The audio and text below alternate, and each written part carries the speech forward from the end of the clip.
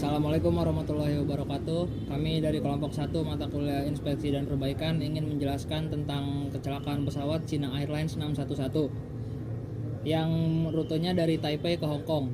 Lokasi kecelakaan tersebut yaitu ada di Laut Cina Selatan. Ya, selanjutnya akan dilanjutkan oleh Nando. Ya, kejadian awal ini China Airlines terjadi hard landing ya di tahun 1980 dan itu mengenai struktur skin belakangnya.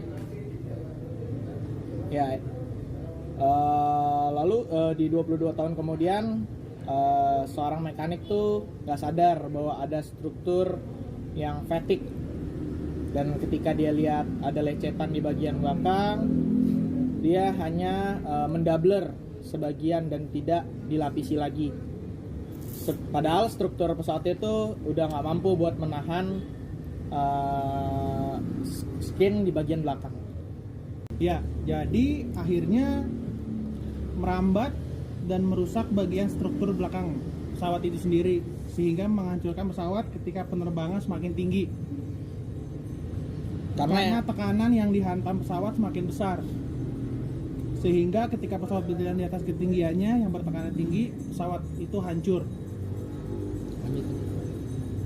Lalu laporan penyidikan terakhir menemukan bahwa kecelakaan ini adalah akibat dari kelelahan yang disebabkan oleh perawatan yang tidak memadai. Sebelumnya pada tanggal 7 Februari tahun 1980, pesawat terbang dari Bandara Arlanda di Stockholm menuju Bandara Internasional Taoyuan melalui Bandara Internasional King Abdul Aziz dan Bandara Kai Tak sebagai Bandara China Airlines nomor 009. Sementara mendarat di Hong Kong. Sebagian ekor pesawat telah dikeruk di sepanjang landasan pacu. Ya, diteruskan oleh Azuri. Ya. Nah, jadi dari setelahnya perbaikan permanen mogok itu tidak dilakukan sesuai dengan manual struktur dari Boeing. Maintenance manualnya tidak sesuai.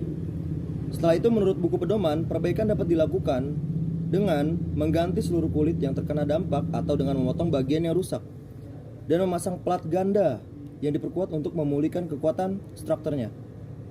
Bukannya mengikuti manual, tapi tim dari China Airlines ini memasang doubler di atas kulit yang rusak. Meskipun jenis kerusakan yang ditimbulkan pada ekor jauh melebihi kerusakan yang seharusnya diperbaiki oleh lempeng ganda, kecelakaan ini mungkin tidak akan terjadi jika si penumbler dipasang dengan benar. Hal ini berarti bahwa semua goresan akan sepenuhnya termuat dalam deretan paling dalam dari para pemasang. Dan para pemasang sendiri akan cukup kuat untuk menghentikan penyebaran keretakan pada kelelahan yang baru dan sudah ada. Jadi kesimpulannya, para investigasi pun mendapatkan persoalan itu dari histori CTT maintenance dari Boeing 747. Sembari melihat SRM apakah yang sudah dikerjakan mekanik sudah benar atau belum. Dan saat itu terlihat pada record bahwa pada saat perbaikan di tanggal 7 Februari human error pun terjadi dari mekanik yang merekat dan melapisi dengan lapisan panel yang tidak kuat menahan beban tekanan struktur, dan terjadi pada flight level 350 atau 35.000 feet per 30 menit setelah take off, dan struktur yang diperbaiki hanya bisa bertahan selama 22 tahun. Gitu terakhir. Ya, sebagian yang kita lihat bahwa SRM nomor 11-30-03 figur nomor 1 bahwa airline 611 Boeing 747 berawal dari sebuah landing yang terjadi pada tanggal 7 Februari tahun 1980. Dan itu terjadi karena tail strike saat landing, yang saat itu seorang mekanik seharusnya mengikuti acuan dari SRM, struktur repair manual, dan tertulis di maintenance logbook yang ada rekordannya pada tanggal 25 Mei ketika mereka melakukan maintenance, yaitu isinya adalah PFM AFT belly screen scratch, berarti adanya goresan di bagian skin belakang. Dan pertama mereka melakukan peel area cut out plus trim. Dia membelah dari skin tersebut Terus kedua dia patch with doubler, mendoubler lagi lapisan yang tergores tadi. Dan yang ketiga terlihat di AML, Accomplished FT Build Skin Repair 1A with Engineer Recommendation plus Access. Jadi mengikuti rekomendasi dari si engineer-nya, tapi bukan dari SRM-nya.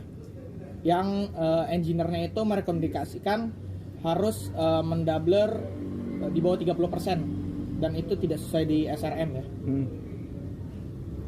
Dan akhirnya di buku mengatakan bahwa permanent repair complete as per Boeing SRM, itu menjadikan rekomendasi bagi pabrik tersebut. Nah, di sini sebelumnya mekanik mesti mengikuti sebuah prosedur yang ada di Boeing step by step. Betul. Nah, terbukti nih ketika 22 tahun kemudian pesawat itu dipakai lagi, terjadilah crash. Itu karena pertama fatigue metal dan juga crack akibat tidak kuatnya tambelan itu. Nah, oke, dilanjutkan oleh Bimo ya. Oke. Dari akhir investigasi. Akhirnya para investigasi menemukan scratching the surface atau goresan detail strike yang sudah didoubler dan sudah dilakukan maintenance pada 25 Mei. Akhirnya diteliti lagi dari scratch atau goresan tersebut apakah ada kesalahan dalam memperbaiki stretching, bisa karena saat scratching terlalu deep atau dalam bisa membuat cut out pada bagian skin, atau sebaliknya dapat membuat bled it out.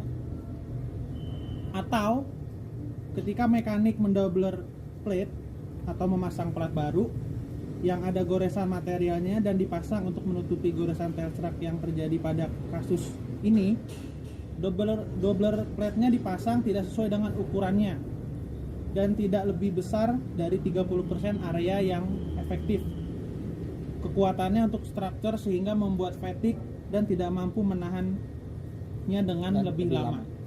Oke. Ya, sekian investigasi dari kami, kurang lebihnya mohon maaf. Wassalamualaikum warahmatullahi wabarakatuh.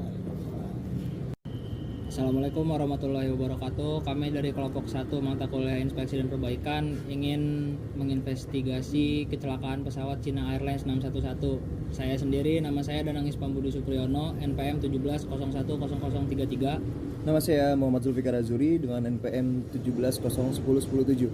Ya, nama saya Muhammad Bimo Arya Putranto, NPM 170100094. Oke, nama saya Fernando Franciscus Roti dengan NPM 17010050. Terima kasih. Terima kasih.